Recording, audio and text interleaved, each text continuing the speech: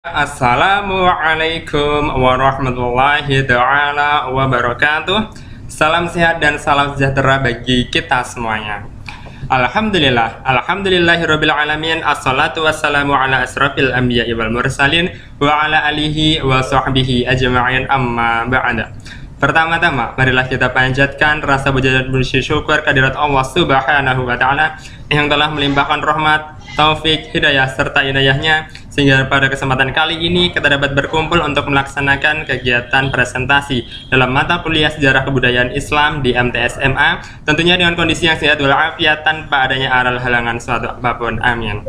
Kedua kalinya salawat serta salam tak lupa kita haturkan kepada junjungan kita Nabi besar Nabi Agung Muhammad Sallallahu Alaihi Wasallam yang telah menuntun umatnya, yang telah membawa umatnya dari zaman jahiliyah menuju zaman Islamiyah, zaman yang penuh dengan kenikmatan, kebahagiaan dan keselamatan seperti yang kita alami hingga saat ini, serta yang kita nantikan syafaatnya di yaumul qiyamah nanti. Allahumma amin.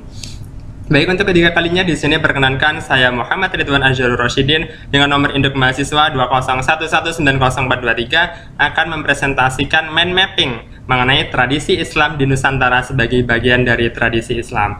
Baik, langsung saja untuk itu mari kita simak materi kita kali ini. Let's check it out.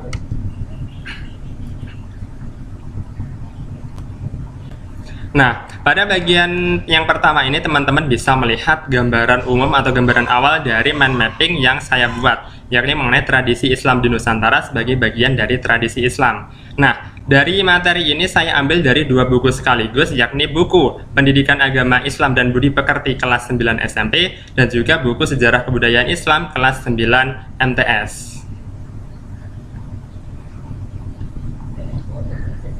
Nah, mengapa saya mengambil materi dari kedua buku ini kok tidak dari satu buku saja? Karena memang materi tradisi Islam Nusantara ini terdapat di dalam dua buku sekaligus, yakni terdapat di dalam buku Pendidikan Agama Islam dan Budi Pekerti kelas 9 SMP dan juga di buku Sejarah Kebudayaan Islam kelas 9 MTS. Nah, bedanya apa? Bedanya kalau di buku Pendidikan Agama Islam dan Budi Pekerti kelas 9 SMP ini materinya lebih merujuk pada materi yang global universal atau materi yang secara umum.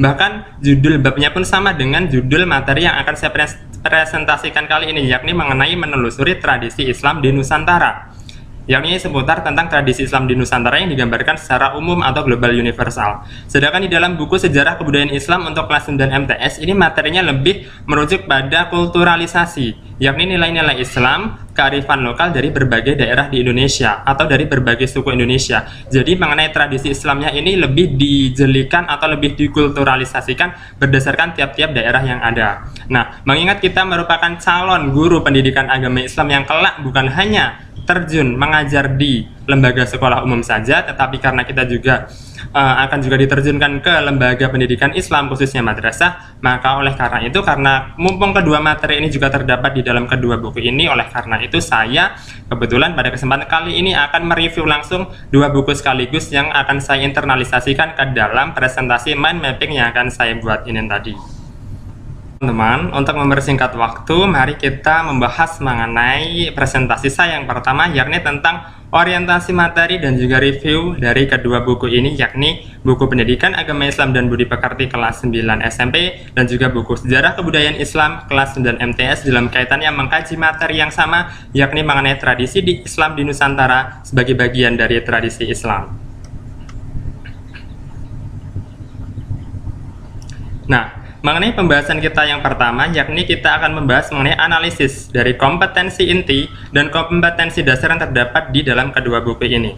Jika kita melihat dan menelaah secara seksama pada bagian sebelah kiri yang ada tulisannya bab 4, ini merupakan isi dari buku Sejarah Kebudayaan Islam kelas 9 MTS. Bahwasanya dalam buku ini sudah lengkap sekali terdapat mengenai kompetensi inti, kompetensi dasar, dan juga indikatornya. Nah, mengenai kompetensi inti ini tadi akan diturunkan menjadi kompetensi dasar yang juga akan diturunkan lagi menjadi sebuah indikator. Ini bisa kita lihat bahwasanya sudah sangat berurutan. Kompetensi inti yang pertama ini merupakan diturunkan menjadi kompetensi dasar yang pertama, begitu pula yang kedua juga diturunkan menjadi kompetensi dasar yang kedua. Nah, bisa kita saksikan bahwasanya kompetensi dasar yang pertama yakni 1.4 menghayati nilai-nilai Islam dan kearifan lokal dari berbagai suku di Indonesia. Ini merupakan suatu aspek afektif dalam kaitannya sikap spiritual.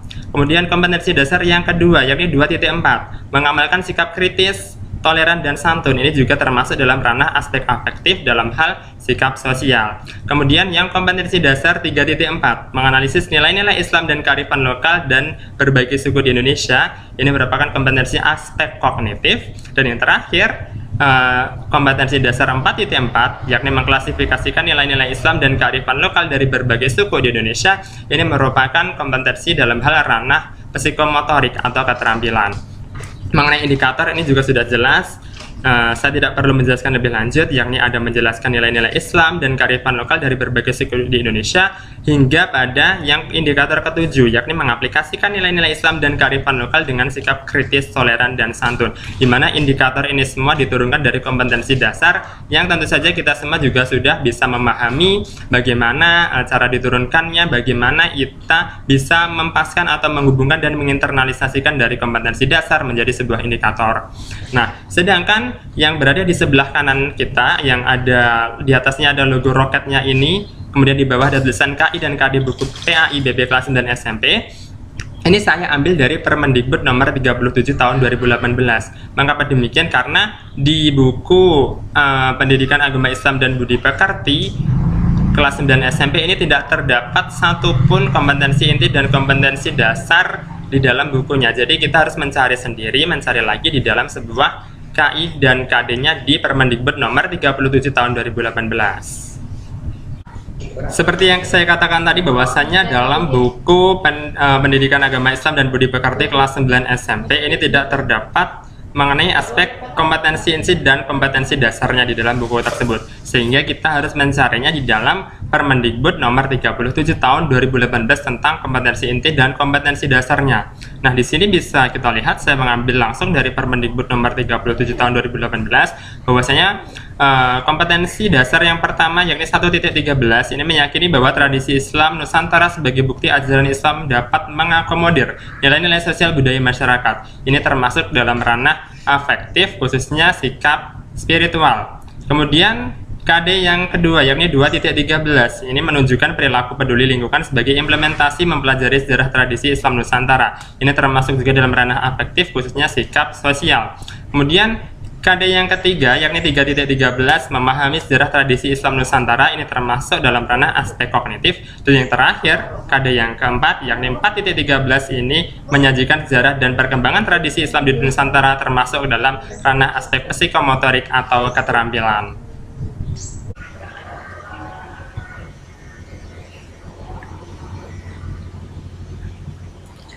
Baik, yang berikutnya di sini saya akan menjelaskan mengenai peta konsep dari dua buku sekaligus, yakni peta konsep dari buku Pendidikan Agama Islam dan Budi Pekerti kelas 9 SMP dan juga peta konsep dari buku Sejarah Kebudayaan Islam kelas 9 MTS. Di sini sudah saya paparkan atau sudah saya tampilkan peta konsep dari kedua buku tersebut. Nah, dari hal ini kita bisa melihat beberapa perbandingannya, teman-teman ya. Kita kaji dulu dari buku PAI dan BP kelas 9 SMP, bahwasanya di peta konsepnya ini sama dengan judul yang telah saya paparkan menjadi sebuah mind mapping, di mana di sini judulnya juga hampir sama, yakni menelusuri tradisi Islam di Nusantara. Kemudian dicabangkan lagi menjadi cabang 3, yakni cabang yang pertama adalah tradisi Islam sebelum Nusantara, cabang yang kedua adalah akulturasi budaya Islam, dan cabang yang ketiga adalah melestarikan tradisi Islam di Nusantara. Kemudian dari ketiga cabang tersebut diakulturasikan atau diinternalisasikan menjadi satu cabang lagi, yakni menjadi sebuah hikmah atau ibrah dari tradisi Islam di Nusantara, yang kemudian direfleksikan menjadi sikap mulia yang terdiri dari menghargai perbedaan tradisi, melestarikan tradisi Islam, menghormati para tokoh yang berjasa mengembangkan tradisi Islam di Nusantara, dan yang terakhir adalah bangga sebagai bangsa Indonesia. Sedangkan mengenai peta konsep yang kedua, yakni terdapat di dalam buku SKI kelas 9 MTS, ini bisa kita lihat jauh sekali perbandingannya dalam hal pembahasan materi tradisi Islam. Jika dalam buku SKI kelas 9 MTS ini lebih dispesifikasikan lebih ke dalam hal kulturalisasi nilai-nilai Islam dan kearifan lokal dari berbagai suku di Indonesia. Nah, ini juga dicabangkan menjadi dua hal, yakni cabang yang pertama mengenai implementasi nilai-nilai Islam di masyarakat, Dan yang kedua adalah kearifan lokal dari berbagai suku di Indonesia. Yang kemudian dari kearifan lokal ini dicabangkan lagi menjadi 6 cabang, yakni pertama kearifan lokal di Jawa, kearifan lokal di Madura, kearifan lokal di Sunda, kearifan lokal di Melayu, kearifan lokal di Bugis, dan yang terakhir adalah kearifan lokal di Minang.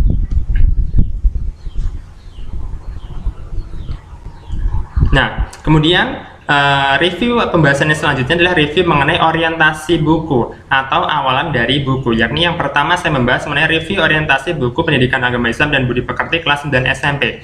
Nah, di awal buku ini kita disajikan atau disuguhkan dengan penentara yang A, yakni mengenai renungkanlah. Jadi pada bab atau dari pembahasan renungkanlah ini kita disajikan mengenai kesenian rebana atau habsi yang kemudian kita harus merefleksikan bahwasanya itu merupakan salah satu tradisi Islam di Nusantara. Kemudian dalam renungkan ini juga sudah ada penjelasan, ada sedikit kayak cerita deskriptif begitu yang bisa menggugah nalar kita untuk seperti ini toh materi yang akan kita bahas pada bab ini. Kemudian mengenai yang kedua adalah yang ke B, ini disajikan mengenai dialog Islami. Dimana dialog Islami ini kalau saya dulu di zaman SMP ini memang biasanya ini dipraktikkan langsung oleh siswa yang dipandu langsung oleh guru dan juga biasanya juga dinilai sebagai nilai keterampilan. Jadi di dialog Islam ini juga dialog yang berkaitan dengan materi kita yang ini tradisi Islam di Nusantara. Nah, setelah mengenai dialog ini kita sudah langsung masuk ke materi inti atau materi dalam aspek kognitif yang biasanya termuat dalam komponen C atau aspek C, yakni yang bernama Mutiara Khazanah Islam. Nah, kemudian review yang berikutnya ini kita bandingkan lagi dengan buku yang SKI MTS kelas 9 MTS. Nah, di review buku SKI kelas 9 MTS ini juga sangat berbeda sekali perbandingannya, sangat berbeda sekali perbedaannya yang cukup tajam ya. Dimana kalau yang tadi itu di buku PAI dan BP itu ada renungkanlah, tapi kalau di buku SKI kelas 9 MTS ini prawacana. Jadi prawacana ini sejenis orientasi awal yang berisi gambaran-gambaran awal. Sedangkan kalau renungkanlah tadi kita diajak untuk merenungkan dan juga memikirkan secara kritis tentang materi yang akan kita pelajari selama satu bab ke depan. Nah, setelah dari prawacana ini kita disuguhkan mengenai gambar tentang ada khalifah-khalifah dan juga ada para pemimpin-pemimpin kekhalifahan dan dinasti zaman dahulu, yakni pada bagian A, mari mengamati pada aspek 4.1. Kemudian pada aspek 4.2 kita disuguhkan dengan tradisi-tradisi Islam yang berbau atau bernafaskan kelokalan kearifan lokal yang ada di Indonesia. Setelah kita mempelajari mengenai mari mengamati yang 4.1 dan 4.2, maka peserta didik akan disuguhkan mengenai aspek pembahasan yang ke B atau yang kedua, yakni mengenai pertanyaanku. Jadi setelah peserta didik melihat pada taraf A, yuk mengamati atau mari mengamati 1 dan mari mengamati 2, ini apakah peserta didik tergugah hatinya, tergugah nalarnya untuk membuat pertanyaan-pertanyaan yang akan diajukan kepada guru atau pendidik. Jika peserta didik tersebut sudah tergugah, maka peserta didik akan diwajibkan untuk menulis pertanyaan-pertanyaan dengan ada rincian kata tanya dan juga pertanyaan yang akan diajukan kepada pendidik atau guru yang nantinya juga akan dijawab pendidik dalam hal merefleksikan materi yang akan kita bahas pada satu bab ke depan. Kemudian setelah membuat pertanyaan, maka di pada buku SKI kelas 9 MTS ini juga terdapat aspek C atau wawasanku. Jadi wawasanku ini sejenis orientasi awal atau gambaran awal dari sebuah materi. Jadi pada bagian wawasanku ini disajikan mengenai sejenis teks deskriptif tentang apa yang kita pelajari pada satu bab ke depan.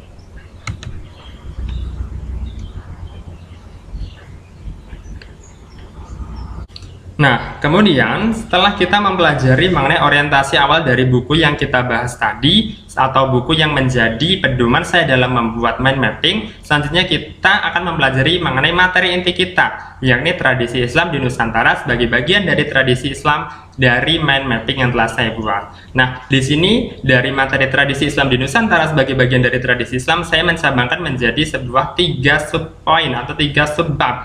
Yang pertama yakni mengenai pengertian tradisi Islam, kemudian yang kedua mengenai peran akulturasi dalam tradisi Islam, dan yang ketiga atau yang terakhir yakni mengenai wujud tradisi Islam di Nusantara. Nah, untuk lebih jelasnya mari kita bahas pada pembahasan yang berikutnya dan let's check it out.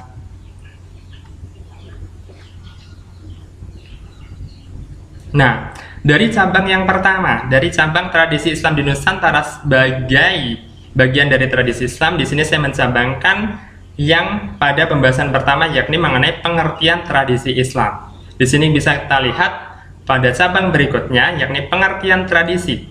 Tradisi adalah kebiasaan atau adat istiadat yang dilakukan turun-temurun oleh masyarakat. Kemudian pada cabang yang kedua, yakni mengenai pengertian Islam. Islam adalah ketundukan secara total kepada ajaran Islam yang diberikan oleh Allah Subhanahu wa Ta'ala. Sehingga dari hal tersebut dapat kita simpulkan bahwasanya tradisi Islam adalah kebiasaan yang dilakukan dan dibudayakan secara turun-temurun oleh masyarakat yang bernafaskan ajaran Islam. Karena kita mengkaji mengenai tradisi Islam di Nusantara, maka pembahasan tersebut kita tambahi dengan merujuk pada kearifan lokal yang bernafaskan Islam Nusantara. Nah, intisari kesimpulan dari mind mapping cabang yang pertama ini mengenai pengertian tradisi Islam dapat kita ambil kesimpulan, yakni yang pertama, tradisi itu merupakan suatu kebudayaan. Mengapa dinamakan kebudayaan? Mengingat tradisi ini dilaksanakan secara berkala oleh masyarakat yang kemudian menjadi turun-temurun, yang kemudian juga mengakar kuat menjadi sebuah kebiasaan. Kemudian yang kedua adalah pengertian Islam. Memang di dalam mind mapping saya sudah terdapat pengertian Islam, tetapi sejatinya pengertian Islam yang lebih spesifik atau yang lebih familiar kita kenal, yang ini terdapat dalam hadis Nabi. Bahwasanya Islam itu adalah kita bersyahadat bahwasanya tiada sesembahan yang berhak disembah kecuali Allah dan Muhammad adalah utusan Allah, menegakkan salat, menunaikan zakat, berpuasa Ramadan, dan melaksanakan haji ke Baitullah bagi yang mampu melaksanakannya. Kemudian intisari yang ketiga, yakni tradisi Islam Nusantara sejatinya merupakan integrasi akulturasi budaya pribumi dengan nafas ajaran Islam. Nah, kemudian dari materi cabang saya yang pertama tadi, yang ini mengenai pengertian tradisi Islam, ini bisa kita lihat reviewnya perbandingan materi dari kedua buku tadi, yakni dari buku Pendidikan Agama Islam dan Budi Pekerti kelas 9 SMP, dan juga di buku Sejarah Kebudayaan Islam kelas 9 MTS. Jika kita mengkaji, kita lihat dan kita analisa secara seksama di dalam buku PAIBP kelas 9 SMP, ini sudah sangat jelas sekali. Di sebelah kiri ini terdapat pengertian mengenai tradisi Islam Nusantara. Juga terdapat juga pengertian seni budaya, adat, dan tradisi yang bernafaskan Islam, yang merupakan internalisasi dari pengertian tradisi Islam Nusantara tadi. Sedangkan berbeda dengan buku SKI kelas 9 MTS yang lebih dispesifikasikan atau lebih dijelikan lagi pada aspek kulturalisasi nilai-nilainya, yakni pada aspek yang pertama di sebelah kanan ini, yang di atas angka 1 ini tadi merupakan wawasanku tadi yang berisikan mengenai gambaran-gambaran awal dari sebuah materi yang akan dibahas. Kemudian selanjutnya langsung pada menuju pada implementasi nilai-nilai Islam di Nusantara, yang kemudian dirujukkan kepada aspek kulturalisasi nilai-nilainya, sehingga sudah sangat jelas sekali perbandingan materi pada cabang yang pertama tadi, yang mengenai tradisi Islam di Nusantara di antara kedua buku, yakni antara buku PAIBP kelas 9 SMP dan juga buku SKI kelas 9 MTS. Nah, mengenai cabang mind mapping saya yang kedua, yakni mengenai peran akulturasi dalam tradisi Islam. Bahwasanya dalam akulturasi tradisi Islam Nusantara ini merupakan penggabungan antara budaya-budaya Islam atau nafas-nafas ajaran Islam dengan budaya-budaya tradisi lokal pribumi. Di mana dalam mind mapping saya di sini sudah terjelaskan bahwasanya Islam membuka dan menerima akulturasi yang terjadi dengan ketentuan, di mana yang pertama tidak melanggar ketentuan halal dan haram, yang kedua mendatangkan maslahat dan tidak menimbulkan mafsadat, dan yang ketiga adalah sesuai dengan prinsip al-wala dan al-bara. Nah, sehingga dari mind mapping yang kedua ini atau cabang yang kedua ini dapat kita tarik intisari sebuah kesimpulan, yaitu yang pertama, akulturasi merupakan proses pencampuran antara unsur kebudayaan yang satu dengan kebudayaan yang lain, sehingga terbentuk kebudayaan yang baru tanpa menghilangkan sama sekali ciri khas masing-masing kebudayaan lama. Di mana kedatangan ajaran Islam di Nusantara juga mengalami proses akulturasi dengan kebudayaan Nusantara saat itu. Kemudian yang kedua adalah bentuk budaya sebagai hasil dari proses akulturasi tersebut tidak hanya bersifat kebendaan atau material, tetapi juga menyangkut perilaku masyarakat Indonesia, di mana budaya ini kemudian dikenal dengan istilah budaya Islam. Jadi sudah sangat jelas sekali bahwasanya peran akulturasi dalam mempengaruhi tradisi Islam Nusantara ini sangat erat sekali kaitannya. Mengingat dulu bangsa Indonesia merupakan bangsa yang menganut agama Hindu-Buddha. Otomatis jika Islam masuk dan langsung mengharamkan budaya Hindu-Buddha tersebut, menyebabkan Islam otomatis langsung ditolak mentah-mentah oleh masyarakat pribumi pada masa itu. Oleh karenanya disitulah peran Islam dalam membuka ajarannya, dalam membuka dakwahnya, maka dengan cara mengakulturasikan dan juga mengintegrasikan antara nilai-nilai ajaran Islami dengan budaya Hindu-Buddha, di mana budaya Hindu-Buddha yang mengandung unsur-unsur musyrik dan unsur-unsur syirik itu dihapuskan atau dihilangkan. Kemudian yang berikutnya kita lanjut mereview mengenai perbandingan materi cabang yang kedua tadi, yakni mengenai peran akulturasi dalam budaya tradisi Islam Nusantara.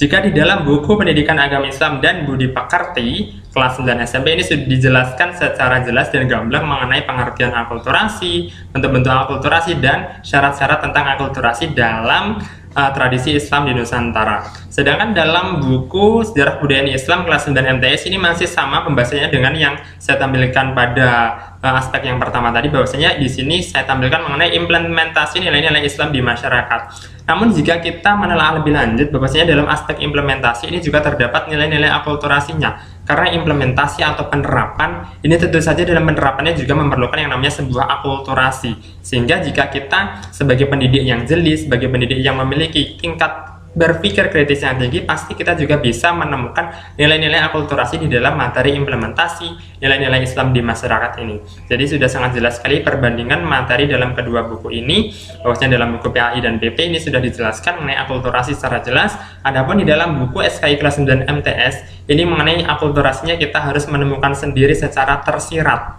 Ya, kita harus menemukan secara tersirat dan bukan tersurat. Kemudian mengenai cabang dari mind mapping saya yang ketiga atau yang terakhir, yakni mengenai wujud tradisi Islam di Nusantara. Di sini saya mencantumkan 5 hal wujud tradisi Islam di Nusantara. Mengapa saya mencantumkan 5 hal? Karena memang 5 hal ini yang sangat familiar yang ada di seluruh Nusantara, atau yang sangat familiar yang hampir kita temui di sebagian mayoritas wilayah di Nusantara. Dimana kebetulan 5 hal ini juga merupakan suatu hal yang cukup konkret, merupakan suatu hal yang menurut saya merupakan taraf yang tepat untuk disampaikan kepada peserta didik kita, yakni di peserta didik SMP dan juga MTS. Dimana yang pertama kita membahas mengenai halal bihalal. Penjelasan singkat dari halal bihalal ini dilakukan pada bulan Syawal, berupa acara saling bermaaf-maafan yang bertujuan untuk menjalin silaturahmi dan menggugurkan dosa antar umat. Mengapa kita harus melakukan halal bihalal? Karena mengingat Allah Subhanahu wa Ta'ala ini tidak akan menghapuskan dosa umat manusia antar umat manusia, atau Allah tidak akan menghapuskan dosa antara kesalahan kita dengan orang lain. Sehingga agar dosa kita berguguran, maka kita harus menjalin yang namanya silaturahmi.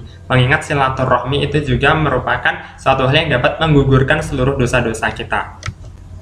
Kemudian yang kedua mengenai kupatan, di mana kupatan ini merupakan istilah untuk lebaran setelah melaksanakan puasa Syawal.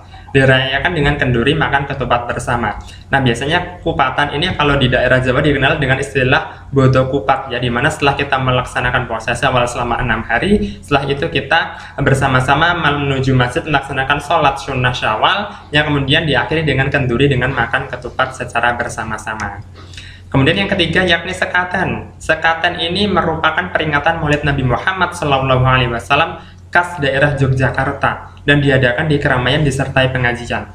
Sebenarnya kegiatan peringatan Maulid Nabi ini ya hampir sama sih dengan kegiatan sekatan, ya memang bedanya pada hal pawai atau umbul-umbul atau kirap-kirap yang diadakan. Bahwasanya peringatan Maulid Nabi jika di Yogyakarta ini lebih dikaskan pada aspek pawai-pawai dan juga umbul-umbul khas daerah Yogyakarta. Sedangkan kalau mengenai peringatan Maulid Nabi yang biasanya itu berupa kegiatan pengajian-pengajian yang diselingi dengan kesenian Islami. Kemudian yang keempat yakni mengenai gerebek. Gerebek merupakan pawai yang diselenggarakan untuk menyambut bulan Ramadan, malam Lailatul Qadar, dan hari raya Idul Fitri dan Idul Adha. Namun ada juga kegiatan gerebek ini yang tidak hanya dilakukan dalam hal 3 ini tadi atau 4 hal itu tadi. Ada juga yang mengadakan gerebek ketika kita memasuki bulan-bulan yang tentang ada peringatan hari besar Islamnya. Misalnya kita mengadakan gerebek pada menyambut pada tanggal 1 Muharram. Nah, ini biasanya juga terdapat gerebek yang juga untuk merayakan sekaligus diiringi dengan doa agar bulan Muharram dan bulan berikutnya di tahun baru Hijrah ini kita terbebas dari bala atau mara bahaya. Kemudian yang kelima atau yang terakhir yakni mengenai pawai obor. Pawai obor ini sudah sangat familiar dan saya tidak perlu menjelaskan secara gamblang lagi mengenai pawai obor ini. Bahwasanya pawai obor ini merupakan pawai berjalan kaki oleh ratusan orang, atau kalau tidak ratusan ya bisa puluhan orang, yang penting orangnya banyak ya, dengan membawa obor menyambut hari besar Islam. Nah biasanya kalau di Nusantara saat ini itu pawai obor ini biasanya dilaksanakan oleh anak-anak kecil atau anak-anak TPA Madrasah Diniyah dalam menyambut peringatan hari besar.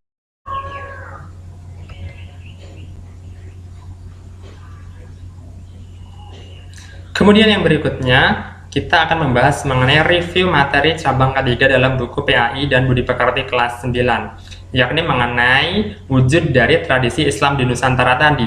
Nah, jika di dalam buku Pendidikan Agama Islam dan Budi Pekerti kelas 9 ini sudah sangat jelas sekali, hampir sama dengan apa yang saya sampaikan dalam mind mapping saya tadi, bahwasanya di sini dijelaskan pula mengenai wujud dari tradisi Islam Nusantara secara umum, secara global, yakni ada halal bihalal, ada kupatan, ada grebek, sekaten, dan sebagainya. Yang tentu saja definisi atau pengertiannya juga hampir sama atau memang ada yang mirip dengan cabang dari mind mapping saya yang ketiga tadi.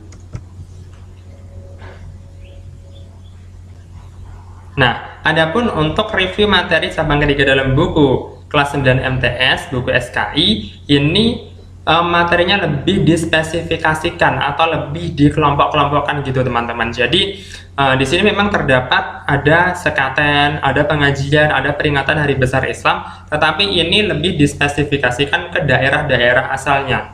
Jadi ini mengenai peringatan hari besar Islam, sekaten, pengajian, ini semua terdapat di dalam suku Jawa. Jadi ini kalau materi kita melihat dari materi sebelumnya, ini merupakan tradisi Islam atau wujud kearifan lokal tradisi Islam yang ada di Pulau Jawa. Sedangkan yang di lembar selanjutnya yang pada bagian F ini merupakan kearifan lokal di Minang. Jadi kalau di dalam buku Pendidikan Agama Islam dan Budi Pekerti tadi mengenai wujud tradisi Islam Nusantaranya disampaikan secara global universal, secara seluruh, secara mayoritas yang ada di Nusantara, tetapi berbeda dengan buku Sejarah Kebudayaan Islam kelas 9 MTS ini, yang mana ini lebih ditampilkan atau dispesifikasikan pada tiap-tiap daerahnya. Jadi di daerah Jawa ada tradisi Islam berupa sekaten, pengajian, peringatan hari besar Islam, dan sebagainya. Kemudian di suku-suku lain atau di daerah lain ini juga ditampilkan yang juga dispesifikasikan. Contohnya ini kearifan lokal di Minang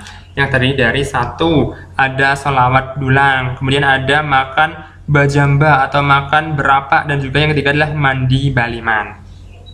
Nah, setelah itu dalam buku ini juga terdapat kegiatan aktivitasku. Jadi setelah kita mempelajari mengenai materi yang saya bangkitkan tadi dalam buku SKI kelas 9 MTS, ini terdapat aktivitasku yakni tugas berkelompok, di mana ini tugas kelompoknya kita latihan dalam aspek psikomotorik dan juga gabungan dari aspek kognitif juga. Atau karena kita di sini disuruh membuat panitia pengajian. Nah, kemudian kita sudah memasuki pada review yang terakhir atau review koda dari kedua buku, dimana di sini saya tampilkan dulu yang pertama mengenai buku PAI BP kelas 9 SMP. Jadi di review bagian akhir ini terdapat sebuah refleksi di mana terdapat 2 jempol ini sangat setuju, 1 jempol yang mengarah ke atas ini berarti setuju, sedangkan 1 jempol yang mengarah ke bawah seperti ini berarti tidak setuju. Jadi ini refleksinya merupakan refleksi yang berkaitan dengan aspek spiritual dan aspek sikap sosial dalam kaitannya aspek afektif. Setelah dalam refleksi kita juga disuguhkan mengenai kisah teladan, di mana kita disuruh melaksanakan aktivitas siswa 4, yakni membaca kisah teladan tentang tanggung jawab seorang pemimpin. Nah, dari kisah tanggung jawab tersebut kita diminta untuk berdiskusi dan menyimpulkan dari kisah tanggung jawab tersebut yang bisa juga nanti kita presentasikan di depan kelas. Nah, setelah itu di dalam buku ini terdapat sebuah rangkuman yang menjelaskan secara singkat tentang materi-materi yang telah kita bahas pada bab ini atau materi ini sebelumnya.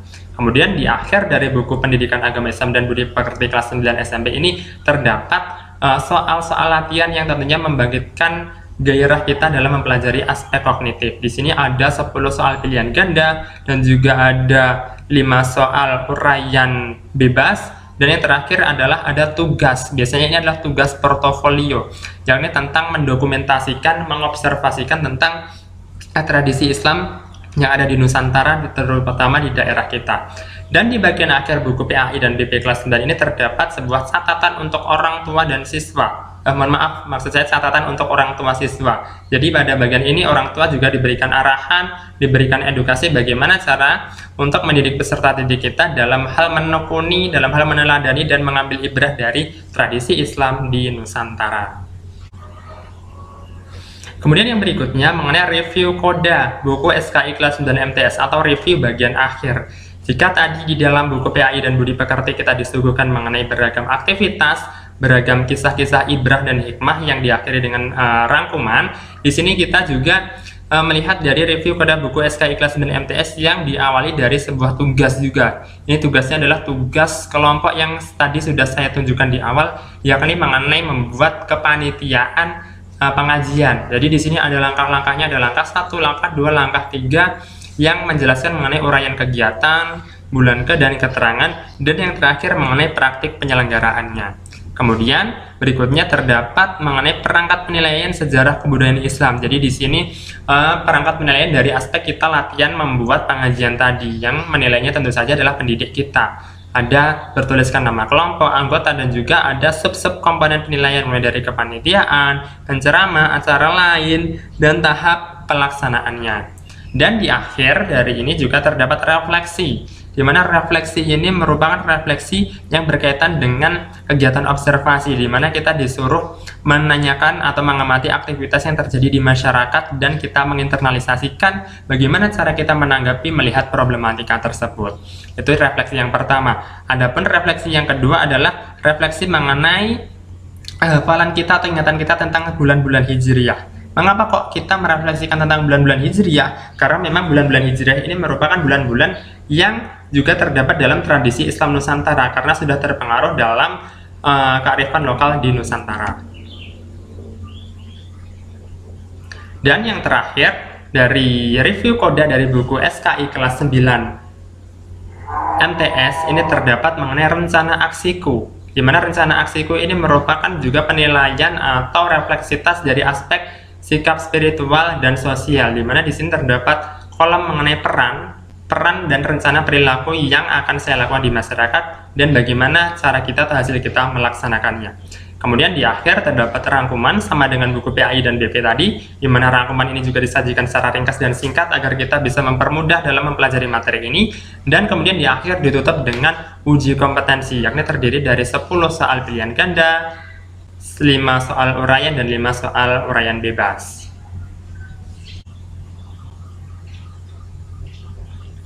Dan berakhir sudah kegiatan presentasi kita kali ini dalam mempelajari materi mengenai tradisi Islam di Nusantara sebagai bagian dari tradisi Islam. Jadi di sini saya Muhammad Ridwan Azhar Rusidin mengucapkan terima kasih kepada teman-teman yang sudah menyimak, berpartisipasi, dan juga saya mengucapkan terima kasih kepada Ibu Lutfiana yang telah sabar dalam menilai materi saya yang agak semrawut ini dan agak aneh ini. Karena biasanya kalau teman-teman itu hanya mereview dan mengambil materi dari satu buku, tetapi di sini saya mengambil dari 2 buku yang memang penyajiannya memang agak sama dan juga memang harus saya review keduanya karena kita sebagai tenaga pendidik yang juga akan terjun di sekolah dan juga di madrasah.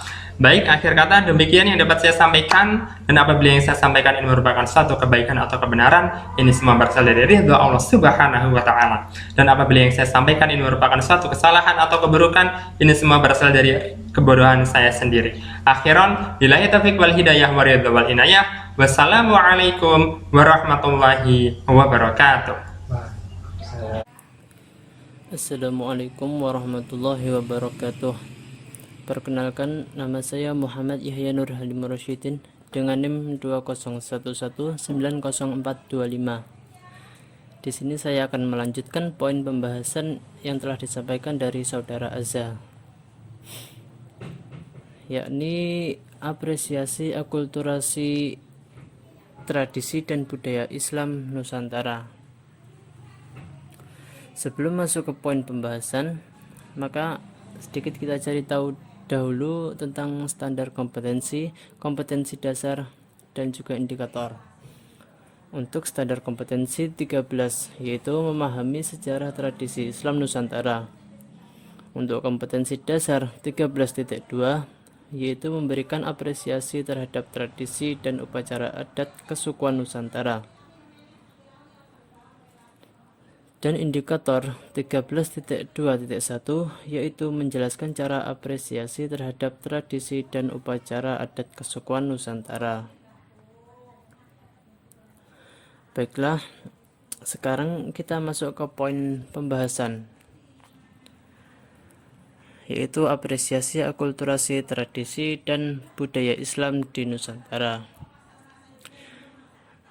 Sebelum kedatangan Islam, banyak penduduk Nusantara terutama di Jawa dan Bali sudah memeluk agama Hindu dan Buddha.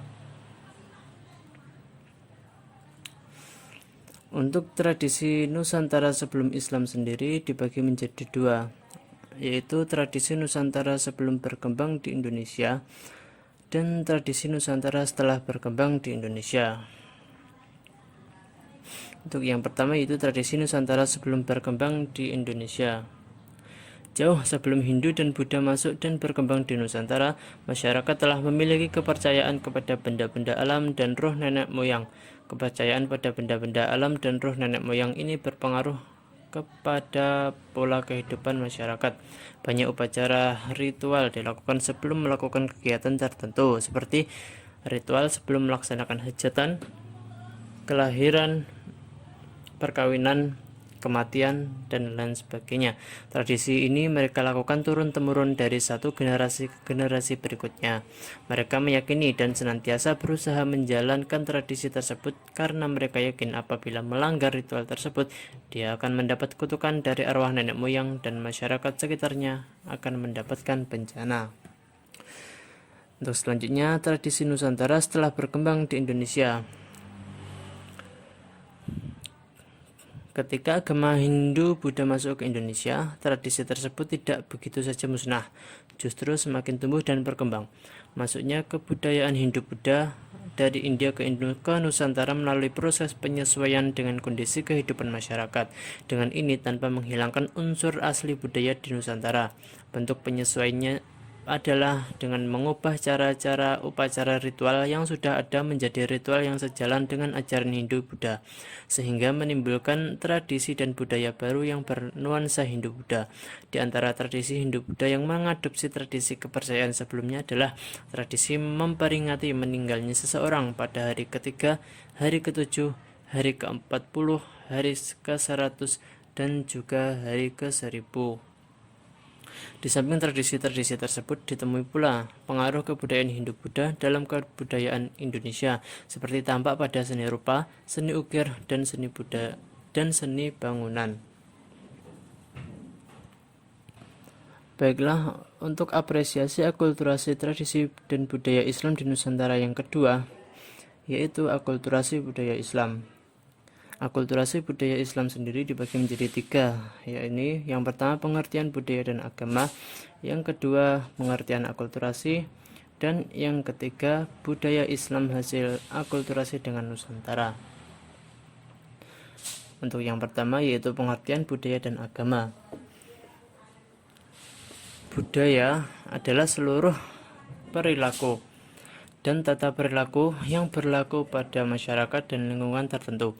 Agama merupakan karya Allah, sedangkan budaya merupakan karya manusia. Agama bukan bagian dari budaya dan budaya bukan bagian dari agama, tetapi saling berhubungan erat satu sama lain. Melalui agama yang dibawa oleh para nabi dan rasul, Allah Sang Pencipta menyampaikan ajaran-ajarannya mengenai hakikat Allah, manusia, alam semesta, dan hakikat kehidupan yang harus dijalani oleh manusia.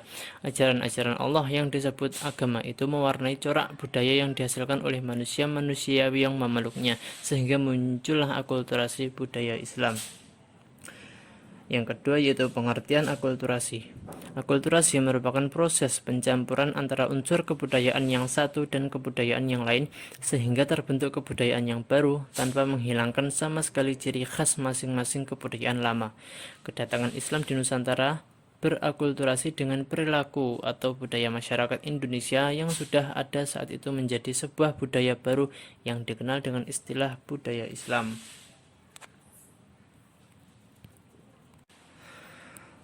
Baik, untuk yang ketiga yaitu budaya Islam hasil akulturasi dengan Nusantara. Budaya Islam hasil akulturasi dengan Nusantara ini dibagi menjadi 10. Sekaligus kita bahas satu persatu. Untuk yang pertama yaitu seni ukir kaligrafi. Kaligrafi adalah seni menulis indah dengan merangkaikan huruf-huruf Arab atau ayat suci Al-Quran, hadis, asma Allah Subhanahu wa Ta'ala, sholawat atau kata-kata hikmah sesuai dengan bentuk yang diinginkan. Di Indonesia, seni ukir kaligrafi merupakan bentuk seni budaya Islam yang pertama kali ditemukan. Bahkan seni kaligrafi menandai masuknya Islam di Indonesia. Yang kedua yaitu seni musik. Seni musik adalah seni menyusun suara atau bunyi. Musik merupakan kumpulan nada yang dihasilkan dari alat-alat yang dapat mengeluarkan bunyi disusun sedemikian rupa sehingga mengandung irama dan harmoni. Di Indonesia saat ini terdapat beberapa seni musik yang bernuansa Islam. Yang ketiga yaitu seni suara. Seni suara disebut juga nyanyian, yakni seni mengeluarkan suara yang bernada atau berlagu, baik dengan maupun tanpa lirik. Seni suara lebih kepada lagu-lagu yang dibawakan dalam pertunjukan musik tersebut, tetapi ada juga yang dibawakan tanpa menggunakan musik. Seni suara yang bernuansakan Islami biasanya berisi pujian kepada Allah Subhanahu wa Ta'ala dan sanjungan kepada Nabi Muhammad SAW, nasihat dan sejarah-sejarah kenabian. Yang keempat yaitu seni tari. Dalam pandangan Islam, segala macam bentuk seni harus menggambarkan tauhid. Demikian juga dalam seni tari yang banyak dipengaruhi corak budaya Islam. Tujuan seni tari bagi para seniman muslim adalah untuk menegakkan ajaran tauhid. Dalam bidang seni tari dan musik, budaya Islam hingga sekarang begitu terasa dalam kehidupan sehari-hari masyarakat Indonesia. Yang kelima yaitu seni pertunjukan wayang. Seni pertunjukan wayang merupakan perpaduan kebudayaan Jawa dengan unsur keislaman. Bagi orang Jawa, wayang bukan hanya sebagai tontonan, tetapi juga wejangan atau nasihat-nasihat, karena serat dengan pesan-pesan moral yang menjadi filsafat hidup orang Jawa. Pertunjukan wayang diiringi oleh seperangkat alat musik gamelan. Yang keenam yaitu seni lukis. Seni lukis yang berkembang dalam dunia Islam berkaitan dengan konsep tauhid, sehingga terdapat suatu pantangan untuk melukiskan motif makhluk hidupnya dalam bentuk realistis, karena dikhawatirkan para senimannya terjebak dalam praktek syirik. Para seniman melakukan upaya kompromistis dengan kebudayaan sebelumnya, seperti hiasan dengan motif stilasi binatang dan manusia dipadukan dengan huruf Arab, baik dalam penerapan elemen estetis pada masjid, penerapan seni kriya, lukisan atau kaligrafi. Seni lukis Islam di Indonesia ditemui dalam gambar atau ilustrasi dari naskah buku serta dalam hiasan kaligrafi. Yang ketujuh yaitu seni bela diri. Seni bela diri difungsikan sebagai alat untuk membangkitkan semangat para pejuang dalam melawan penjajahan, untuk memupuk rasa percaya diri dalam menghadapi musuh. Salah satunya yaitu seni pencak silat. Yang kedelapan yaitu seni sastra. Seni sastra merupakan kesenian yang paling awal muncul dalam tradisi intelektual Islam. Di Indonesia, seni sastra yang berkembang pada awal periode Islam ini adalah seni sastra yang berasal dari perpaduan sastra pengaruh Hindu-Buddha dan sastra Islam yang banyak mendapat pengaruh Persia. Dengan demikian, wujud akulturasi dalam seni sastra tersebut terlihat dari tulisan atau aksara yang dipergunakan, yaitu menggunakan huruf Arab Melayu atau Arab Pegon. Isi ceritanya juga ada yang mengambil hasil sastra yang berkembang pada zaman Hindu. Bentuk seni sastra yang berkembang ini dibagi menjadi 3, yaitu yang pertama yaitu babat, yang kedua hikayat, dan yang ketiga suluk. Untuk babat adalah dongeng yang sengaja diubah sebagai cerita sejarah. Dalam babat, tokoh, tempat, dan peristiwa hampir semua ada dalam sejarah, tetapi penggambarannya dilakukan secara berlebihan. Babat merupakan campuran antara fakta sejarah, mitos, dan kepercayaan. Contohnya babat Tanah Jawi, babat Cirebon, babat Mataram, babat Surakarta, babat Giyanti, dan babat Pakepung. Yang kedua yaitu hikayat. Hikayat adalah cerita atau dongeng yang biasanya penuh dengan keajaiban dan keanehan. Tidak jarang hikayat berpangkal pada tokoh-tokoh sejarah atau peristiwa yang benar-benar terjadi. Di antara hikayat yang terkenal adalah Hikayat Raja-Raja Pasai, Hikayat 1001 Malam, Hikayat Bayan Budiman, dan lain-lain. Yang ketiga adalah suluk. Suluk adalah kitab-kitab yang menguraikan soal tasawuf. Kitab suluk sangat menarik karena sifatnya panteisme, yaitu menjelaskan tentang bersatunya manusia dengan Tuhan. Pujangga-pujangga kerajaan dan para wali yang menghasilkan karya-karya sastra jenis suluk ini antara lain Sun Bonang, Hamzah Fansuri, dan juga Syekh Yusuf. Baiklah, untuk poin yang ke-9 selanjutnya tadi yaitu seni bangunan. Wujud akulturasi seni bangunan terlihat dalam bangunan masjid kuno, istana, dan bangunan makam atau nisan. Pada seni bangunan masjid dapat dilihat dari bentuk bangunan menara dan letak masjid. Seperti bangunan masjid di Jawa pada umumnya berbentuk seperti pendopo yang berbentuk bujur sangkar. Atap masjid berbentuk tumpang, yaitu atap yang bersusun semakin ke atas semakin kecil, dan tingkat teratas disebut dengan mustaka. Bentuk tumpang ini merupakan akulturasi dengan Hindu, di mana pura milik orang Hindu berbentuk tumpang. Begitu bentuk bangunan ini sangat berbeda dengan masjid-masjid di Timur Tengah. Untuk poin yang terakhir yaitu nama-nama bulan dalam penanggalan Jawa. Selain berpengaruh terhadap seni yang ada di Indonesia, budaya Islam berakulturasi dengan budaya Nusantara pada sistem penanggalan. Islam menggunakan kalender Hijriyah yang berpatokan pada perputaran bulan. Bentuk akulturasi dengan penanggalan Islam, dengan penanggalan Jawa, dan juga penanggalan Sunda dapat terlihat pada penamaan bulan sebagai berikut. Nama bulan dalam kalender Islam antara lain yakni Muharram, Safar, Rabiul Awal, Rabiul Akhir, Jumadil Awal, Jumadil Akhir, Rajab, Sya'ban, Ramadan, Syawal, Dzulqa'dah, dan Dzulhijjah. Untuk nama bulan dalam kalender Jawa antara lain Suro, Sapar, Mulud, Ba'da Mulud, Jumadil Awal, Jumadil Akhir, Rajab, Ruah, Poso, Syawal, Apit, dan Besar. Untuk nama bulan dalam kalender Sunda antara lain Muharram, Safar, Mulud, Silih Mulud, Jumadil Awal, Jumadil Akhir, Rajab, Ruah, Puasa, Syawal, Hapit, dan Raya Agung. Baik, mungkin cukup itu yang dapat poin saya sampaikan. Untuk selanjutnya akan dilanjutkan oleh rekan saya.